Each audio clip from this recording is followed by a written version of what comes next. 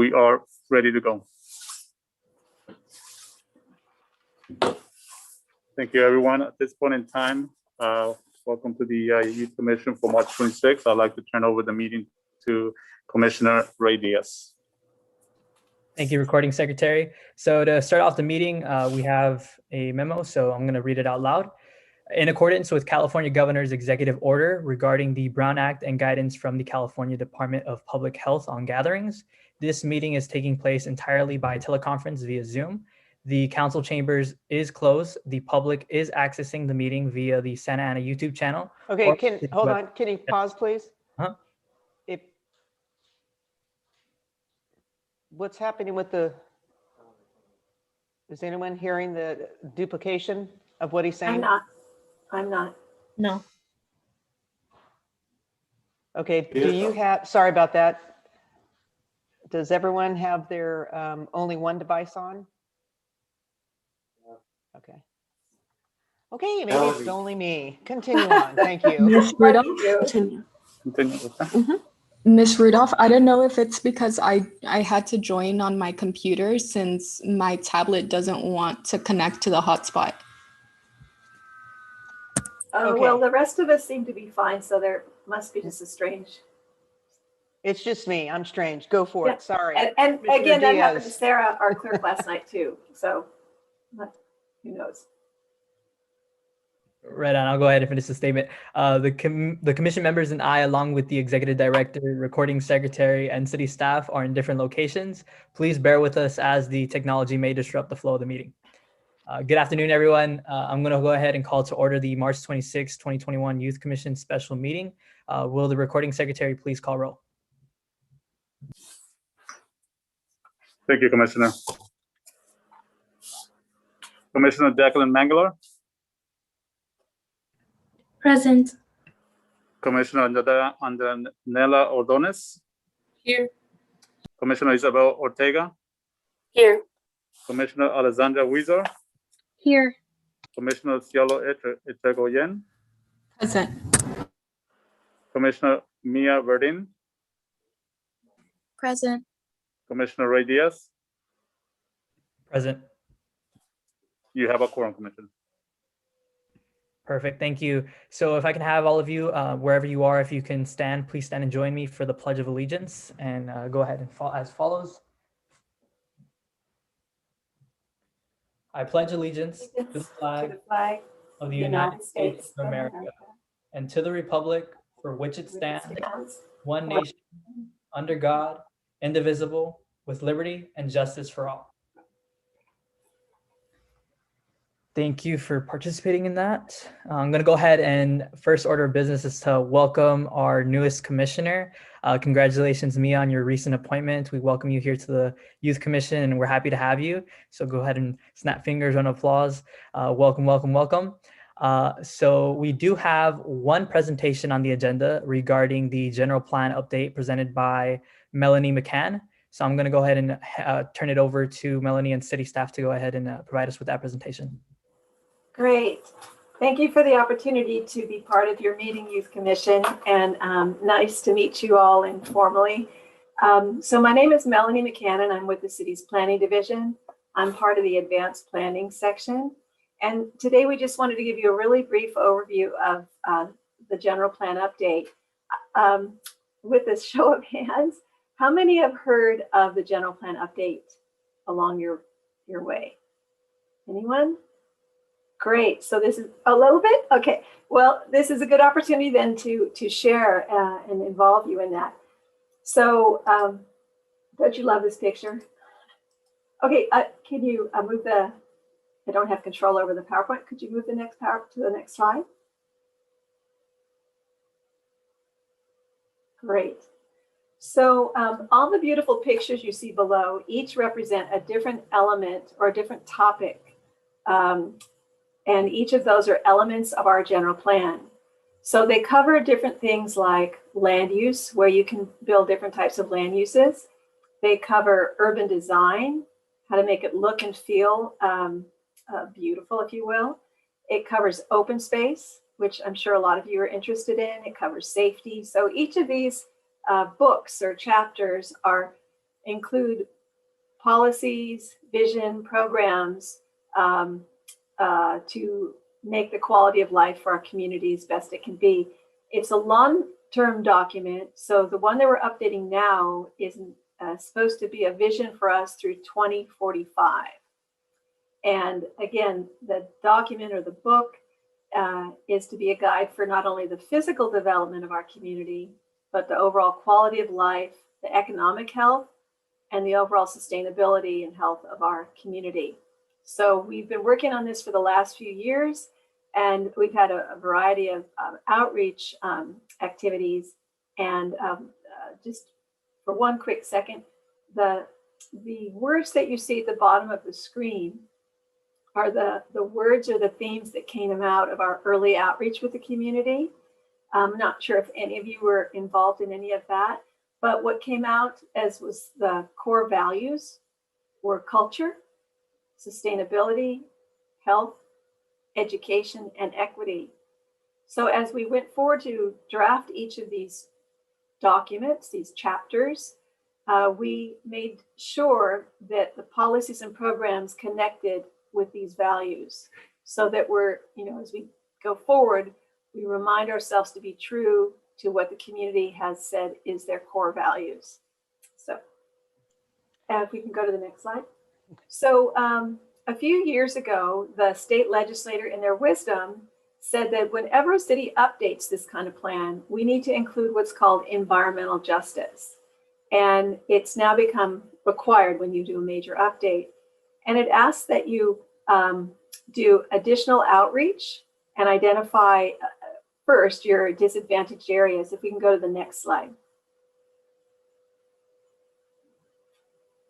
So it's the legislation was Senate Bill 1000.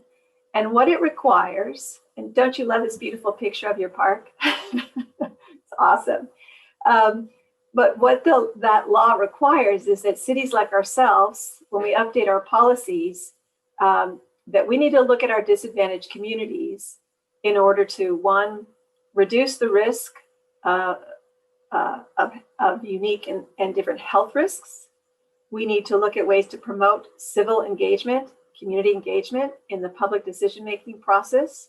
And we also need to look to how we can prioritize improvements in programs in these, quote, disadvantaged or environmental justice communities. So if you can move on to the next, we'll leave Pacific Electric Park. Next slide. So what you see in front of you is the criteria for how cities, it's one tool for how cities identify where their disadvantaged communities are. So on the upper left, you see the word pollution burden. And on the upper right, you see population characteristics. So there's a model that looks at all these different characteristics for communities and then identifies the census tracts that have higher concentration of some of these issues. So it can be anything from exposure to ozone, particulate matter, toxic release facilities and air quality, or it could be the things closer on the right-hand side where there's populations that are having higher propensity of asthma, heart disease, lower birth weight infants. The educational attainment levels might be a little bit lower. They might be more linguistically isolated. They might have a higher poverty rate. So we look at the model looks at all those things. And then if we go to the next slide,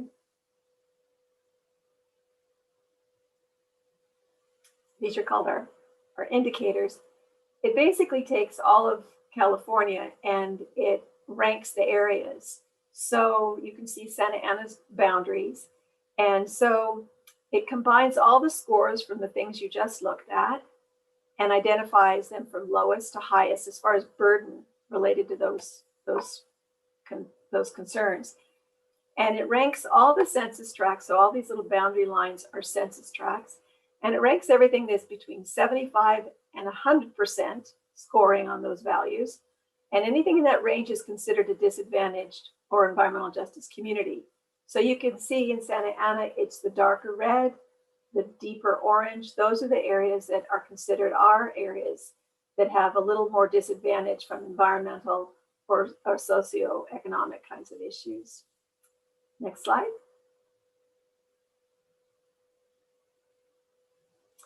So sorry, the maps there is a little bit blurry.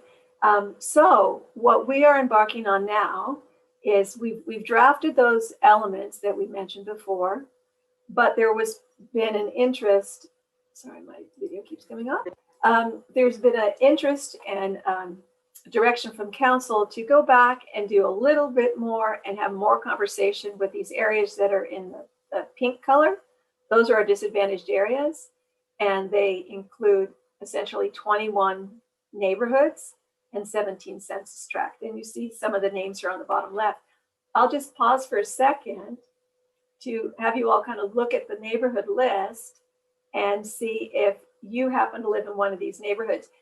Is everyone familiar with their neighborhood name, what their name is?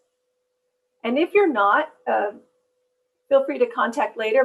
But we're finding that some people, my neighborhood is Park Santiago. I go by the neighborhood, but some people that might have moved into the neighborhood maybe don't know there's this name or whatever else. But anyhow, so the yellow splashes are where, starting next week, we will be holding neighborhood virtual meetings and to talk about environmental justice, to talk about what it means, and to hear from the residents in that area what concerns they might have or some ideas they might have to improve some of the conditions in those neighborhoods, to make it a healthier environment and improve their quality of life and opportunity for success. Next slide.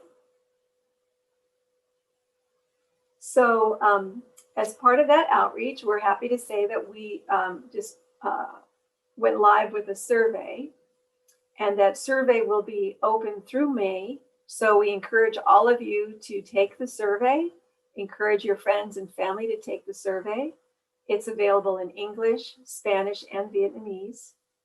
And in addition, as was in the map with the yellow splashes, we'll be holding 10 virtual meetings, with the first one being for the neighborhoods of Artesia, Pilar, and Flower Park. It'll be a joint meeting, and that will be next Tuesday, 6:30. One other thing I wanted to draw your attention to, an opportunity that came up, is that Cal Poly Pomona reached out to us, and they'd actually like to host a youth forum to help youth in Santa Ana specifically to better understand what a general plan is and have some dialogue. So it actually will be orchestrated. It's a class project. So it will be a class that's studying planning at Cal Poly Pomona, and they will be leading the meeting. City planning staff ourselves will be involved, but it's a great opportunity to learn a little bit more about this and learn from some sort of peers, they're college students, and that is to be held April 19th. And Lisa, if I may forward a flyer for that to you to share with the commission. They haven't quite finished their flyer, but if you want to mark your calendars, if that's an opportunity for you, it should be, I believe it's at 4:00 in the afternoon. So next slide. So as closing things out, the overall schedule for this general plan and all this work effort is that, again, we'll be doing this more involved conversation with environmental justice neighborhoods through May. We'll be taking that extra comments and refining some of the policies and the programs that are in those draft visionary documents. Then we will be going to our planning commission for a work study session and open things up to the public again. And then we need to do an environmental impact document, which will be done in the summer. And if all goes well, we are hoping to get to public hearings and city council by the end of the year. So this is an opportunity for you to experience the planning process in your community. Obviously you're working on the park master plan. Some of the policies and programs in this general plan refer to the park master plan. And so there definitely is a good opportunity to see how those relationships connect with each other. And I guess I'd open it up if anyone had any questions. You can maybe click to the final slide, which gives our website, I believe. Hey, Melanie, before you guys, thank you very much for that. Appreciate it. Sure. Can you just give like an overall, like, why do we have a general plan and why is it important to our city? Sure. What are the benefits? So one, for the start, it's actually required in California by state law that all cities have a general plan. And that's because in the wisdom of our legislators, every city needs to think through their future, right? And so there's certain elements that are required, like safety, land use, circulation, noise, those sorts of things. And the reason that you do this, it's a little bit like, you've heard the term strategic plan, but it's about stopping and identifying what's important to the city. What do we want to look like over time? Do we want to be an urban community? Do we want to be a suburban community? And then, for instance, in here, there'll be a master plan for our bike system. So council affirms what they want us to reach for. So I don't know if that's enough of an explanation, Lisa. Yeah, no, that's great. Just for folks who are not familiar with this, and that's great. And then also I think the Cal Poly event on the April 18th would be great if some commissioners, is that going to be virtual, you said? It will be virtual. Yeah. And so we definitely encourage the youth commission to be there. And then we've given Cal Poly some contacts with some other youth groups that we know of, some of the community serving organizations. So they're going to be reaching out at large as best they can to our Santa Ana youth. Yeah, but at a future point, as we might with the Parks and Recreation Board, is come back and look at a couple of the elements that are really relevant to your niche. And really look at some of the policies and the programs, and then you kind of better relate to what it means. So, for instance, in the general plan, at the moment, it sets a goal for 2 acres of parkland for every 1,000 persons. So there's things like that are kind of important policy statements that, again, get affirmed. And these things only get updated maybe every 10 years.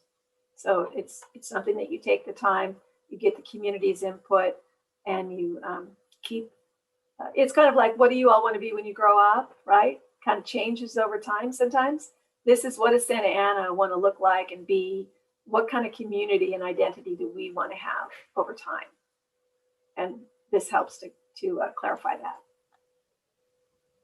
Absolutely. And I think it's very important for you all to have a voice in that, and for, not only you on the commission, but others in the community, because it's where you live, it's your future, it's what you want things to look like. So yeah, thank you so much, Melanie, for that presentation.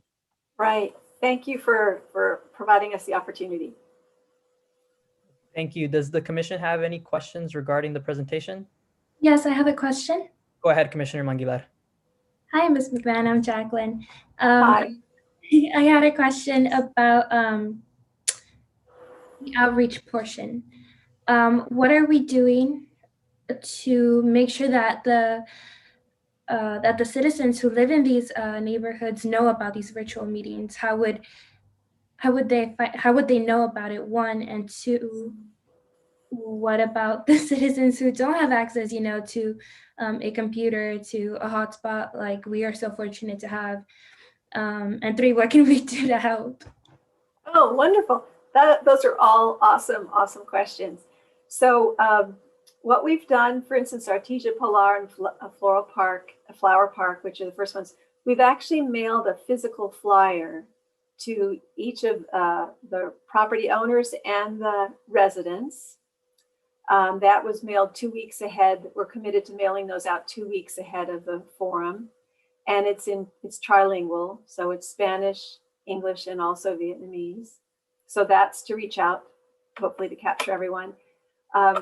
The other thing that we did is we do have an email database, our neighborhood initiatives. And so another layer we put out, again, it's technology, but so to answer your first part of your question, hard copy is what we did.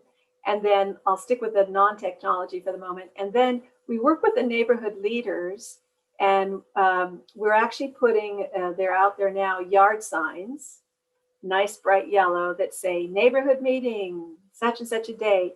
And so we've tried to put 2 or 3, 4 in the areas that, these neighborhoods. So that's something new that we're trying. And then going to a little bit of a tech, we're trying with this first meeting to send out texts to those that we have phone information from. We're working to try that out. And then we do an email blast and all those other things that you all probably get those emails as well. So, there's a bit of word of mouth through the neighborhood, but the yard signs and the hard copy mailers are the first part. And then I mentioned a survey that we have, same sort of thing. Not everybody's into electronics, particularly some of our senior citizens or whatever, just might not be comfortable with online. So again, with the neighborhood leaders, we've provided them hard copies. And upon request, anyone will make sure you get a hard copy of the survey. So that helps folks as well that can't make the virtual meeting and or don't have access or interest to use the computer. And how can you get involved? I would say check the website and it'll show a listing of the meetings. And if you have any friends that are in particular in any of those neighborhoods, encourage them to take the survey for sure. And then listen in on the virtual meetings. Thank you for clarifying. You're welcome. Thank you. Perfect. Do any other commissioners wish to ask any questions? Seeing none, I'll go ahead and ask a question myself. In terms of going back to environmental justice, is the general plan working alongside any other local organizations or agencies besides Cal Poly? An example of just using one that we know of is the Orange County Environmental Justice Organization that I do know Councilmember Lopez did do some work there. So I'm just wondering if we do work alongside groups like those. So we actually have been doing that. We had what we called our general plan roundtable, and actually an outreach roundtable we did, and we had representatives from Orange County Environmental Justice. We had Willowick Rise Up. We had neighborhood leaders, Santa Ana Unified, Latino Health Access, KidWorks. So we tried to pull from, the most active ones, or the ones that we have are aware of. And again, we put emails out to our broader email distribution, but we've been working closely with them in Madison Park. They've been very much involved because they're kind of a leader in some of this environmental justice work. So we have been doing that, and we continue to try and work with them. In fact, Orange County Environmental Justice, we did another roundtable just for the subject of lead contamination and, lead paint and people's awareness of how that gets in the soil and to just be careful about all that, how that affects, kids playing in the dirt. And anyways, won't get into that detail, but yes, so we have been working with those organizations, and we're open to any other suggestions for additional organizations. Right on. Thank you. Thank you so much for that. Yeah, I'm just aware of Orange County Environmental Justice because just as you were mentioning, they did come to our schools and we had a project and we work alongside those groups. So thank you for that. Does anyone have any other questions? If not, I think we are good to move forward with the agenda. Great. Thank you for your time. Thank you. Moving on to the next item, which is public comments. Recording secretary, does anyone wish to speak? Thank you, Commissioner. We do not have any public comments today. Thank you. Okay, so next up, we will be moving on to the consent calendar items. Next on the agenda is the consent calendar for items 1 and 2. Hopefully you guys got a chance to look at the agenda and read through those items. Do we have a motion to approve the consent calendar? I motion to approve the consent calendar. Perfect. Thank you, Commissioner Manguilar. We have a motion. Do we have a second? I second Commissioner Manguier's. Thank you, Commissioner Echegoyen. Recording secretary, can we please have a roll call vote?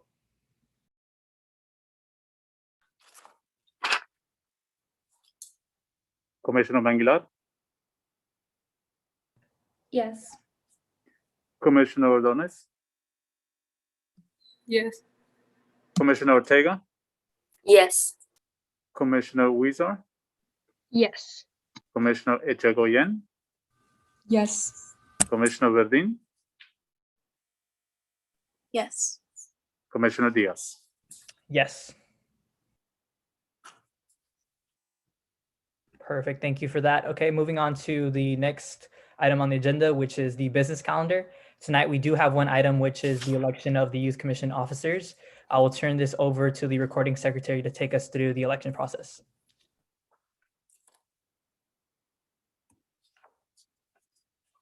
Thank you, Commissioner. It is the responsibility of the Youth Commission to elect officers. The elections typically take place in June, the last month of the fiscal year, and newly elected officers assume their elected positions at the first regular meeting in July. Since the positions of chair and vice chairs are vacant, the commission shall elect one of its members for each position to serve the remainder of the unexpired terms. With that being said, I'm gonna officially open up the floor to nominations of the chairperson. At this point in time, once I open up the floor, any member of the commission can nominate anyone from the Youth Commission for the position of chairperson. At this point, the floor is not open for nominations of chairperson.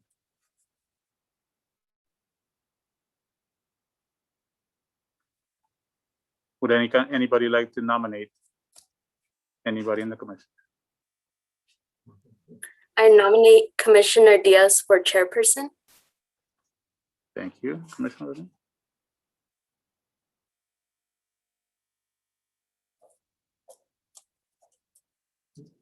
Anyone else?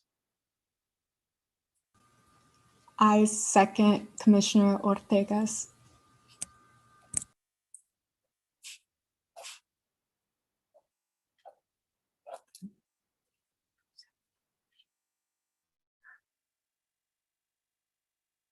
Anyone else? I also want to nominate Commissioner Diaz for the chair.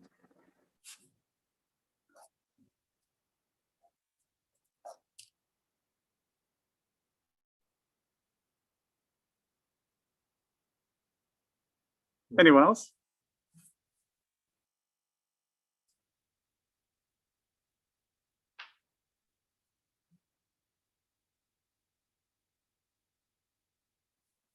With that being said, I will go ahead and close the floor now for the nominations. Commissioner Diaz, do you accept the nomination for chairperson of the Youth Commission? Yes, I accept. All right, we'll do a roll call vote for the nomination of Commissioner Diaz as your new chairperson. Commissioner Mangilar, Yes. Commissioner Ordonez, Yes. Commissioner Ortega, Yes. Commissioner Weezer, Yes. Commissioner Echegoyen, Yes. Commissioner Verdin. Yes. Thank you very much. Now we will open up the floor for vice chair. At this point in time, I would like to open the floor for nominations of vice chair. Would anyone like to nominate anyone? Yes, I would go ahead and like to nominate Commissioner Ortega for vice chair. Thank you.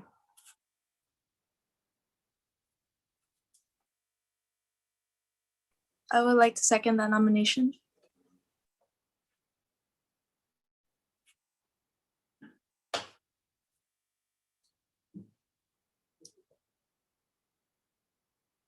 Anyone else?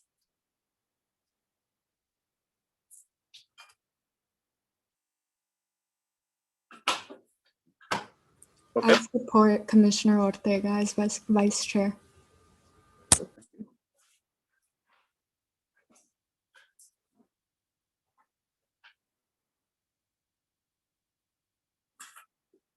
Okay, seeing that there's no other nominations, I will go ahead and close the floor now for Vice Chair.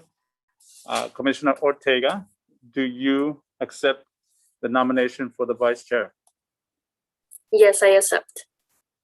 Thank you very much. Do a roll call now.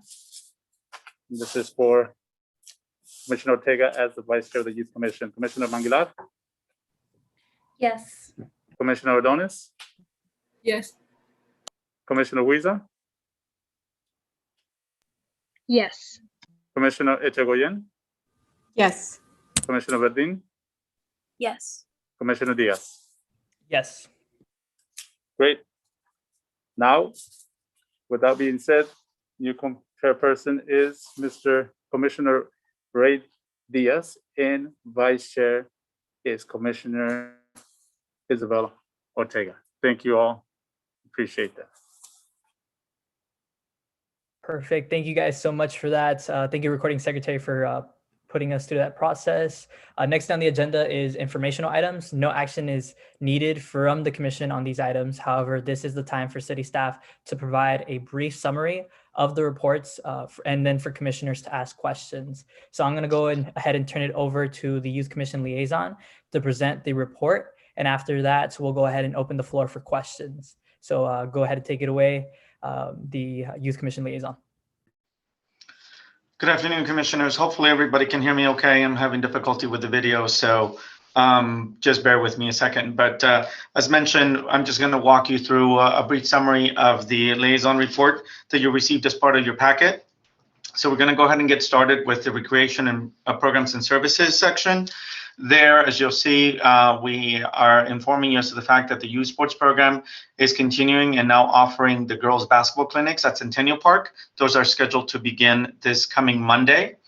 Our aquatics program is also well underway with swim team practices at Memorial Pool. And also on Monday, we are beginning the swimming lessons for children and adults at Memorial Pool as well. Registration and fee is required for those activities there at Memorial.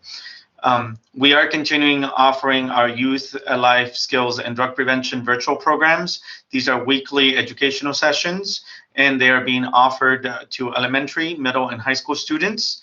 And prizes are provided to youth who complete the entire program. So that's an incentive for youth not only to participate in the program and learn these life skills and drug prevention strategies, but also so that hopefully they can walk away with a bit of a reward for the time they spent doing so.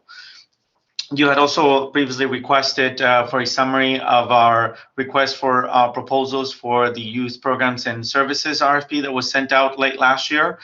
You have a full listing here of the organizations that were selected and the funding that is being provided to each.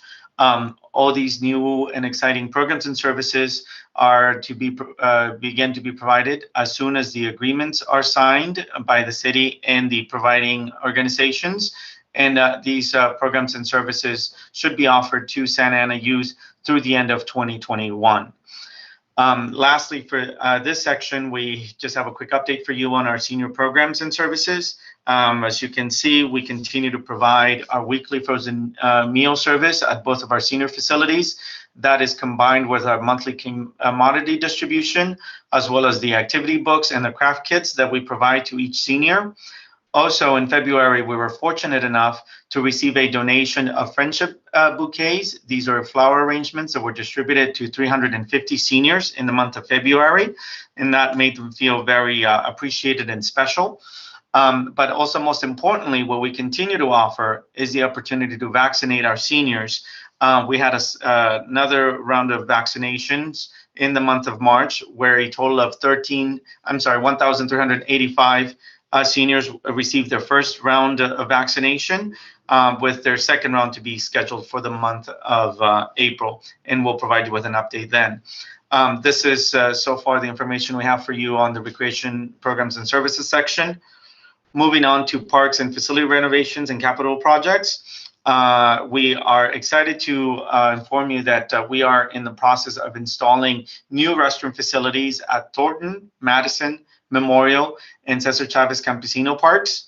We are also installing new security lighting at Morrison and Sandpoint parks. and we are pretty much complete with the installation of parking lot gates throughout our entire park system. Lastly, we are eagerly awaiting a response to the grant application that we submitted for Prop 68 funding. This was an application for $8.5 million to fund the phase 1 of the Memorial Community Center development. So cross your fingers, wish us luck, and hopefully we'll be successful to receive this grant funding so we can begin phase 1 of that much awaited project. Moving on to library services. The library with its 2 branches, the main library in the Civic Center area, as well as the New Hope Library on the west part of town, are now offering a new book bundle service. This is also going along with the expanded e-resources and digital collection service that they have added on.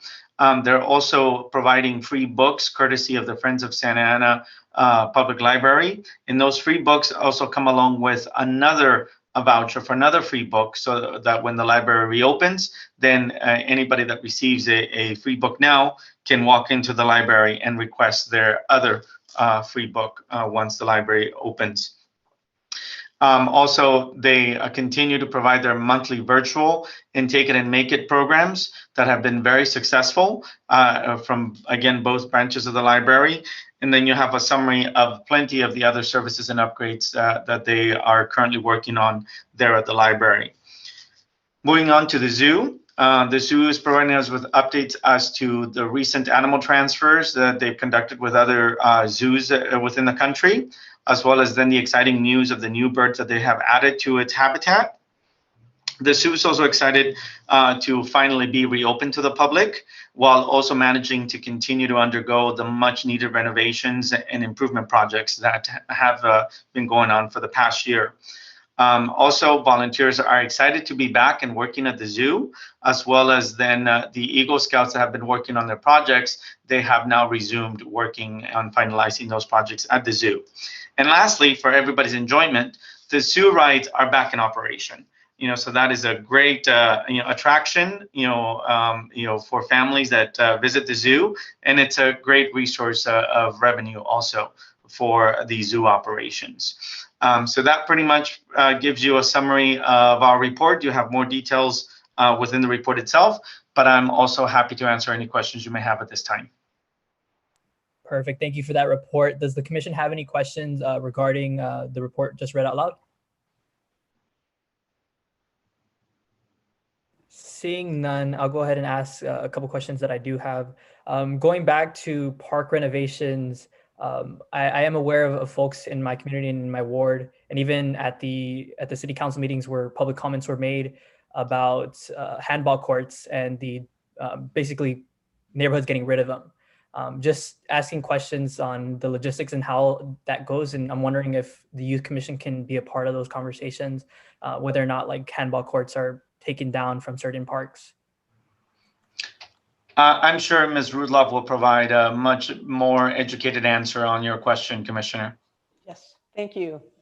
Thank you for the question. Yes, handball courts have been, a hot topic in the voice of OC and at city council meetings and such. But what we're embarking upon is a Parks Master Plan. And so the Parks Master Plan is taking into considerations everyone's input in the community about what amenities they want in the parks. So for example, April through, and I'd like to, with your permission, Youth Commission, provide a presentation, just a brief presentation on the Parks Master Plan, maybe the next meeting. So the Parks Master Plan will engage the community, find out what amenities they want within their park system. And so this is a 10-year master plan for our entire park system. And so it's kind of like the general plan. It's a subset, and it's like, what do you want to see in your parks for your children, or, and so what do you want to see in the future? And so it's an opportunity for people to chime in during the public engagement process. And the Youth Commission, we hope, will be involved with the Parks Master Plan. We'd like you to be involved, especially during our public input. We're going to have surveys. We're going to have we're going to request that one person from this commission be on the Parks Commission Advisory Board. We're going to take one person from each commission in the city and some nonprofit organizations and make them like the advisory group to help get the word out and things of that nature. So that was a long-winded answer, but I hope I answered your question. So Yes, that answered my question. Thank you for that. Hopefully, we can definitely be a part of that conversation. Only knowing that so many members of our community have been very outspoken about that issue. Now, seeing that there's no other questions for our youth liaison, I think we can move forward to commissioner comments. So I believe the next item, which is commissioner comments, this is a time for each commissioner to provide comments if you wish, but it is not required. I will call upon each commissioner individually, starting with Commissioner Echegoyen. First of all, congratulations, Commissioner Diaz, on being chair, and Commissioner Ortega on being vice chair. That's so exciting. And welcome, Mia, to the Youth Commission. Really quickly about what you stated earlier, Ms. Rudolph. I can only speak for myself, but I would love to be a part of listening to that presentation. Thank you so much for including us and thinking about our input in this situation. So I would love to hear it. Thank you so much. Perfect. Thank you for your comment. Now moving on to Commissioner Ordóñez. I don't have any comments. Okay, perfect. Now moving on to Commissioner Verdin. Thank you for all the welcomes and all that, and thank you for the presentations on all of that. I think it is a good idea that we, the Youth Commission, should be involved in the conversations about the handball courts, and in the general plan, that's really interesting, and the Parks and Rec, like the whole youth sports teams and all that. It's a really good resource that we should utilize, and we need to make sure that everybody in the community knows about it. And also congratulations to Commissioner Diaz and Commissioner Ortega on becoming chair and vice chair. And that's all I have. Thank you for those comments. Now moving on to Commissioner Huizar. I just want to say congratulations to Commissioner Diaz and Commissioner Ortega on being chair and vice chair. That seems like a big deal. So congratulations, guys. Thank you for that comment. And now Commissioner Manguilar. Congratulations, Commissioner Diaz and Commissioner Ortega. Thank you, staff, for being here with us today. And I just wanted to say I have interest to represent the Youth Commission in the citywide open discussion about what to do with the handball courts in the parks. That's all. Thank you for that comment. And Commissioner Ortega. Thank you, everyone, for all of praise. Thank you so much. Also, I want to welcome Mia for your first meeting. It's exciting. I know I was excited. So I welcome you to enter the space and share your opinion and everything. Congratulations to Commissioner Diaz as well.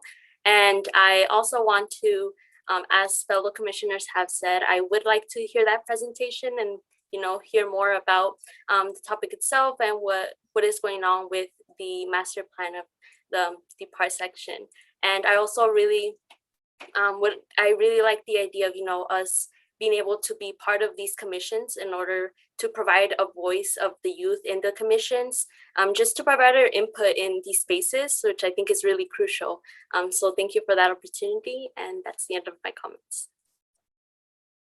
Perfect. Thank you for that comment. And just as everyone has been stating, I also would love to have that presentation.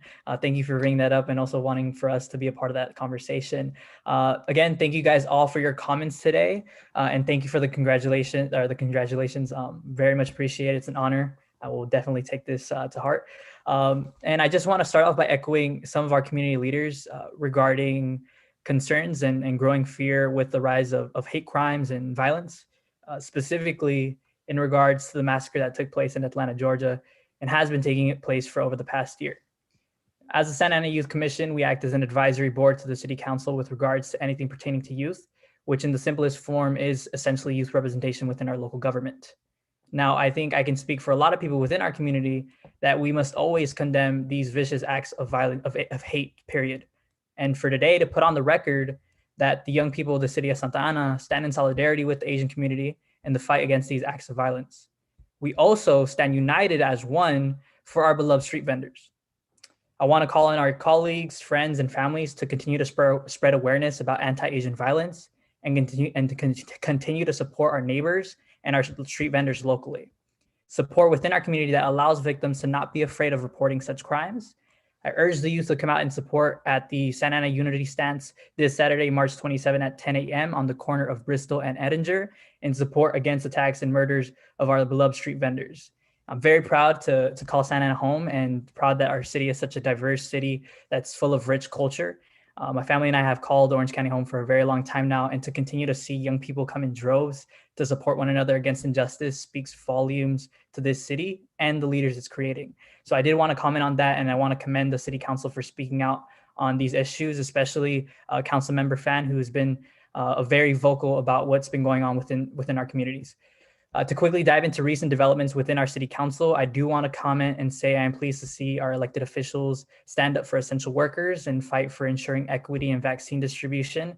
Lastly, to my fellow commissioners, just to continue to promote programs that are created to support residents, such as those being organized by Parks and Recs, vaccination centers and how to register, rental assistance, and so much more of what the city offers. Thank you for listening. Those are my comments for today. I appreciate all of you, and I look forward to working alongside this group. I think after that, those comments are, that's the end of my comments, and this moves on to the conclusion of the meeting. Sorry. Yes, go ahead. Chair Diaz, I'm sorry. Was wondering if I could say a few words before you guys close out. Of course.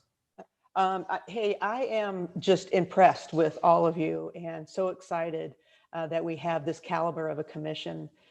And know that you guys are going to do great things. You want to be involved in the issues of the community, and that is just phenomenal. So we will make sure that we will connect you with anything that you need and anything you want to learn about.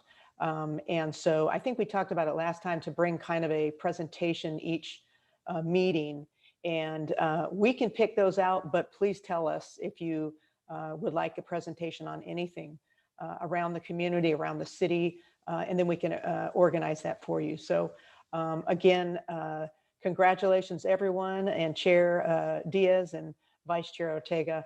And we're hoping that everybody gets a chance to serve as the chair and the vice chair. That would be the intention.